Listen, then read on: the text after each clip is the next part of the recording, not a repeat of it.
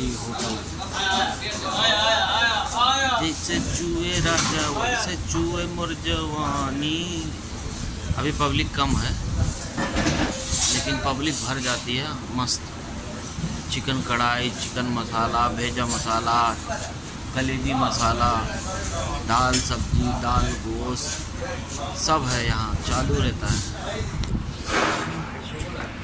बताओ, सब बताया ना, चिकन तुम मसाला, बता। चिकन फ्राई और चिकन राइस, बिरयानी, गोश्त मसाला, गोश्त फ्राई, गोश्त सारी चीज़ों का गोश्त मिलता है और मस्त खाना भी मिलता है। एक नंबर आके खा के देखो, उधर से लंबा थोड़ा बढ़ाएगा तब दिखेगा लंबा। जूम करेगा और उधर जाओ, उधर वो बाजू से जाके आधा रास्ता दिया।